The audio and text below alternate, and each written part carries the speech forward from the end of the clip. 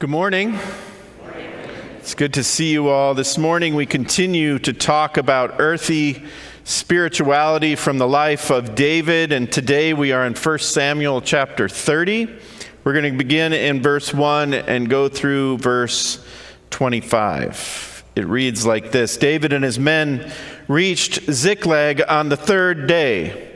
Now the Amalekites had raided the Negev and Ziklag. They had attacked Ziklag and burned it, and had taken captive the women and everyone else in it, both young and old. They killed none of them, but carried them off as they went on their way. When David and his men reached Ziklag, they found it destroyed by fire, and their wives and sons and daughters taken captive. So David and his men wept aloud until they had no strength left to weep. David's two wives had been captured, Ahinoam of Jezreel and Abigail, the widow of Nabal of Carmel. David was greatly distressed because the men were talking of stoning him. Each one was bitter in spirit because of his sons and daughters. But David found strength in the Lord his God. Then David said to Abiathar the priest, the son of Ahimelech, "Bring me the ephod." Abiathar brought it to him, and David inquired of the Lord, "Shall I pursue this raiding party? Will I overtake them?" "Pursue them," he answered. "You will certainly overtake them and succeed in the rescue." David and the 600 men with him came to the Besor Valley, where some stayed behind. 200 of them were too exhausted to cross the valley, but David and the other 400 continued the pursuit. They found an Egyptian in a field and brought him to David. They gave him water to drink and food to eat, part of a cake of pressed figs and 2 cakes of raisins. He ate and was revived, for he had not eaten any food or drunk any water for 3 days and 3 nights. David asked him, "Who do you belong to? Where do you come from?" He said, "I am an Egyptian, the slave of an Amalekite. My master abandoned me when I became ill 3 days ago. We raided the Negev of the Kerethites, some territory belonging to Judah, and the Negev of Caleb, and we burned Ziklag." David asked him, "Can you lead me down to this raiding party?" He answered, "Swear to me before God that you will not kill me or hand me over to my master, and I will take you down to them." He led David down, and there they were, scattered over the countryside, eating, drinking, and reveling because of the great amount of plunder they had taken from the land of the Philistines and from Judah. David fought them from dusk until the evening of the next day, and none of them got away, except 400 young men who rode off on camels and fled. David recovered everything the Amalekites had taken, including his 2 wives. Nothing was missing, young or old, boy or girl, plunder or anything else they had taken. David brought everything back. He took all the flocks and herds, and his men drove them ahead of the other livestock, saying, "This is David's plunder." Then David came to the 200 men who had been too exhausted to follow him and who were left behind at the Besor Valley. They came out to meet David and the men with him. As David and his men approached, he asked them how they were. But all the evil men and troublemakers among David's followers said, "Because they did not go out with us, we will not share with them the plunder we recovered. However, each man may take his wife and children and go." David replied, "No, my brothers, you must not do that with what the Lord has given us. He has protected us and delivered into our hands the raiding party that came against us. Who will listen to what you say? The share of the man who stayed with the supplies is to be the same as that of him who went down to the battle. All will share alike." David made this a statute and an ordinance for Israel from that day to this. Please join me in prayer. Bless us this day, O Lord, with vision. May this place be a sacred place, a telling space where heaven and earth meet. Amen. How many of you have ever experienced that moment when something happens to someone else and up rises this feeling within you that says, that's not fair? Or the grown-up version of that, they don't deserve that. Or the even more American version of that, they didn't work for that. It stirs up all kinds of feelings within us. And then we start to make all kinds of arguments and justifications and extrapolations about how it is that the world works and the way it should work and who should get what and who deserves what and when they deserve it. Right? I had a conversation a while back with a relative, and it was interesting because I was watching this kind of, some might call it a generational divide at work, but this person was asking my two kids, who both happened to work for the same company, how it was that they had sick time when they had just started working for this company. And their response was, well, we have sick time because the company gives us, I forget what it was, 60 or 80 hours right at the start. And his response was, he was flabbergasted. This other relative was flabbergasted. That how can you have, that's not right. You have to work for that. You don't just get it, right? And so, and then there's this perplexed look on my children's faces, like, what are you talking about, dude? But it's just this, we have this thing, this internal compass, kind of, that tells us that it's supposed to be a certain way. And the way we understand it is almost always the way it should be, right? So to our story this morning, we talked last week, and we heard her name again today, about Abigail and Nabal and that whole thing. And David has kind of set up camp in Ziklag, and now there's some time that has passed. David has been out journeying with the Philistines for probably over a year, and he and his men finally have returned to Ziklag.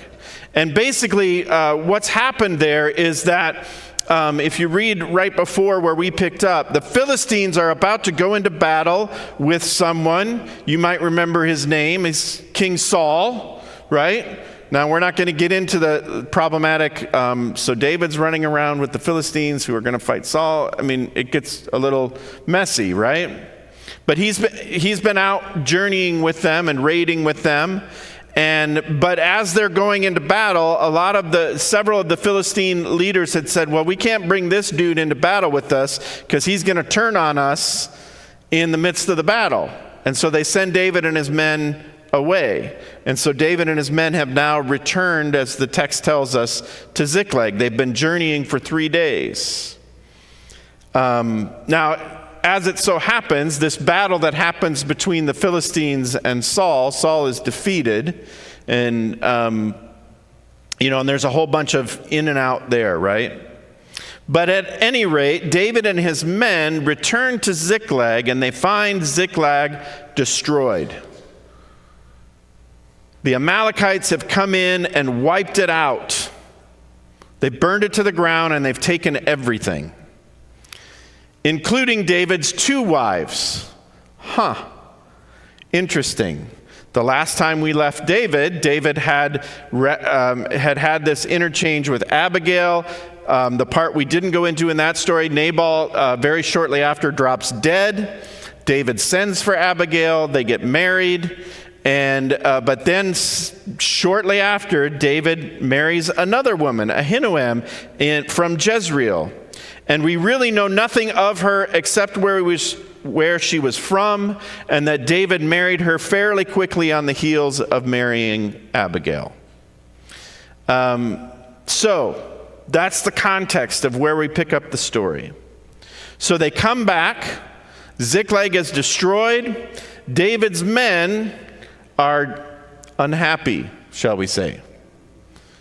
In fact, it says that they're gonna stone David, which kind of gives you a picture of how precarious politically David's situation is, right? I mean, and we talked about last time when we talked about David settling in this area and kind of doing what he was doing, that he's gathered around him a bunch of men, some of whom perhaps aren't the cream of the crop. And this is showing up here, right? These guys are not happy. They've come home to find that they have no home. And not only do they have no home, but everything that they own and all of their children and their wives have been taken away. And so the text tells us that they become bitter. Now I want you to notice what David does here. David doesn't seem to move into a political realm. He doesn't go into some political campaign to try to appease his warriors. He instead sends for Abiathar the priest, and he seeks God's guidance.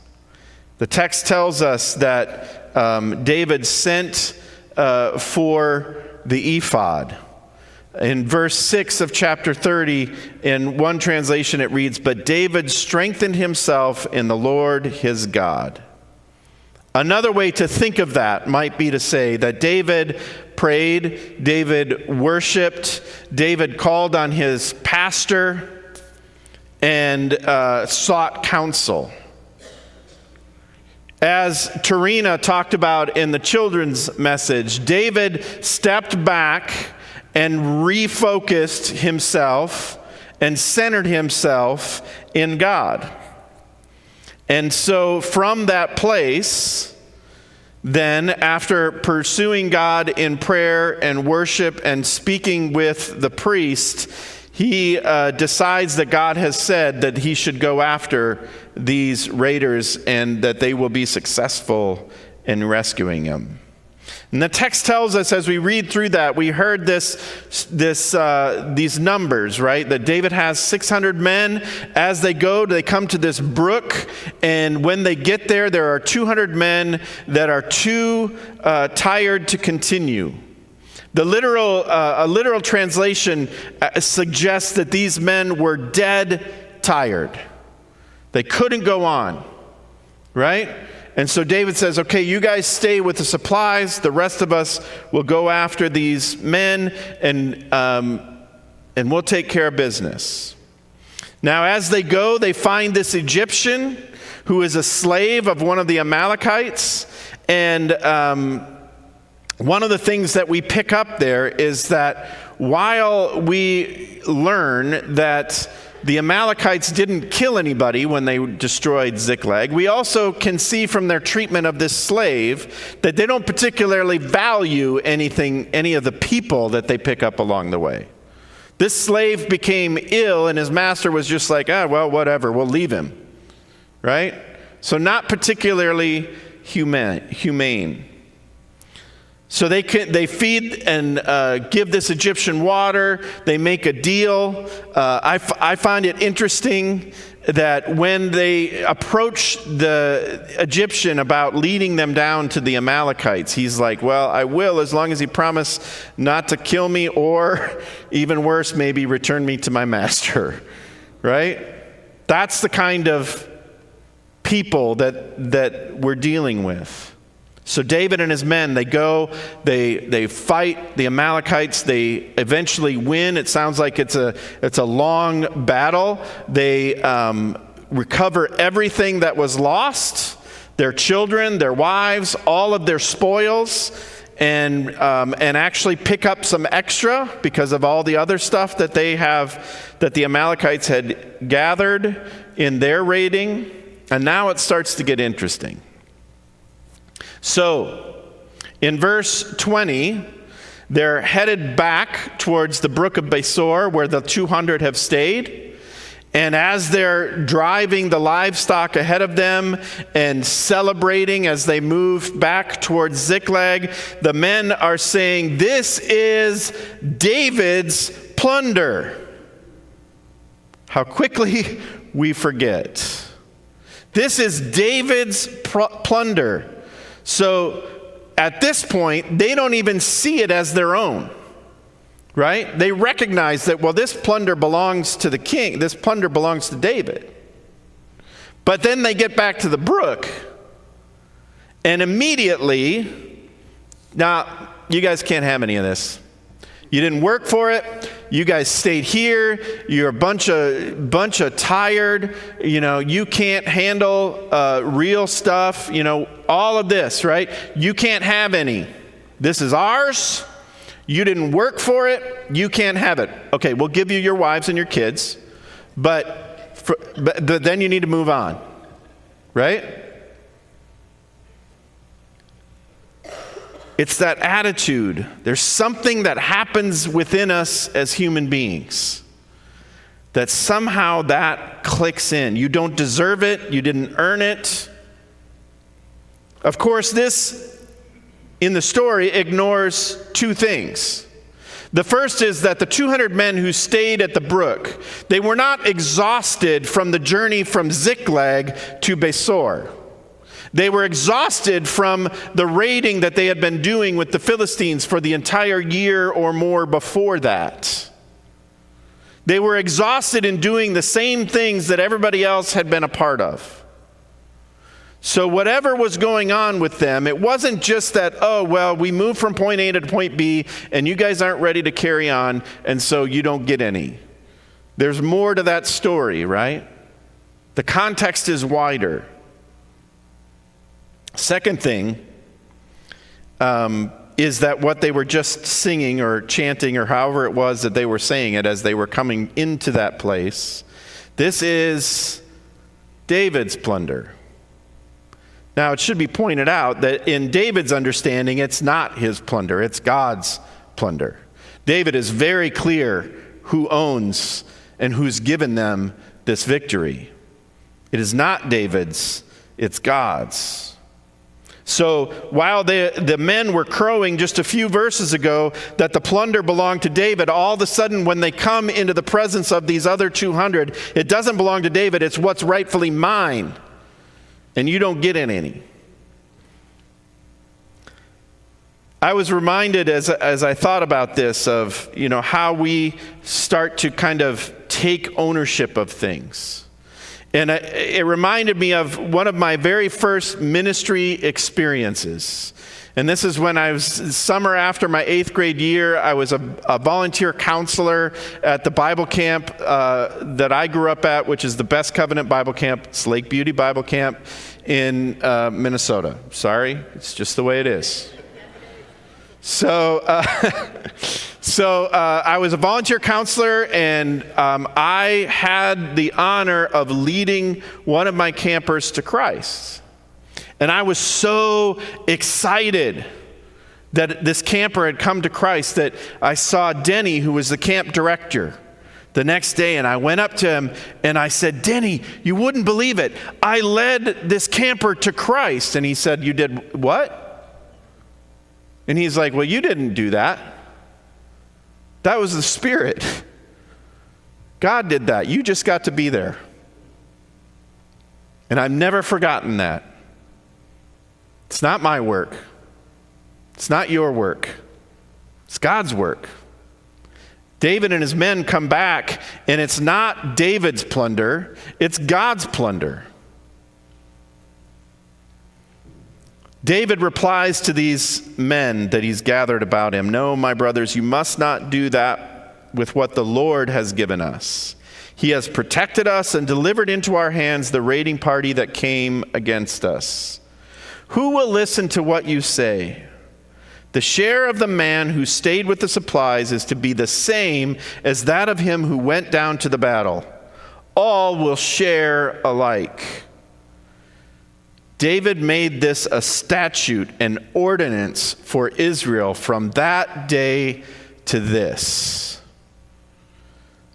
David is generous with the spoils because he recognizes that, one, it isn't his, and two, they only have it because of God's favor. We have a tendency to take ownership of the things that God blesses us with pretty quickly.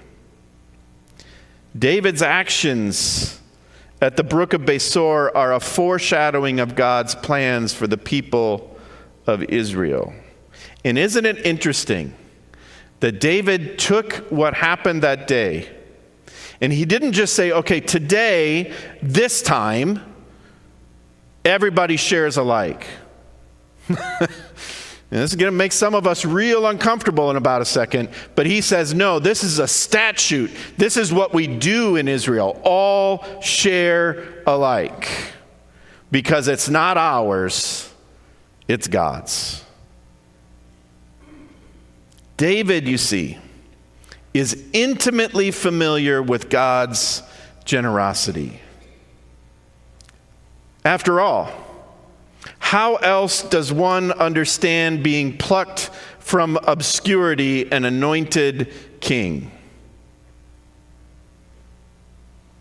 Radical generosity, undeserved favor.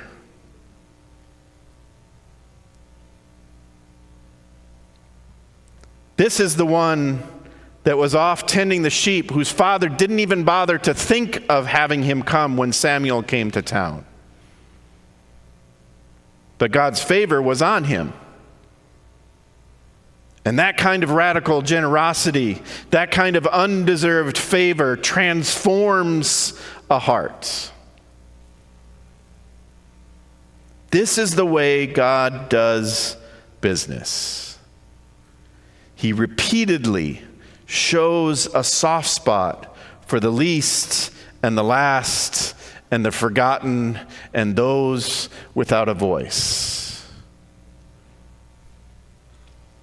This soft spot is most powerfully displayed in the one we call the Son of David, Jesus. Jesus came seeking the lost and repeatedly demonstrated God's love for the last, the lost, and the least. Over and over again, we see in the Gospels Jesus turning and finding and seeking those who are on the outside, those who are forgotten, those who aren't even invited to the party. And he brings them in, and he makes them whole, and he gives them status that they do not deserve, that they did not work for. Over and over again. Brothers and sisters, now comes the hard part. Far too often, we in the church who have received that same grace, that same undeserved favor, we act more like David's men, who want to refuse to share the spoils with those who stayed behind. They don't deserve it. They're not behaving right. They don't fit. They don't follow this rule or that rule, or there's this qualification or that qualification, or there's this standard or that standard, or we come up with all kinds of reasons. We may not intend to. Or oftentimes I think we're not even aware of it, but our attitudes, the things we celebrate in our behavior often communicate quite clearly to those who we don't think deserve it. And then we look at each other and we have conversation and we wonder why, as a church, we aren't seeing people come to Christ.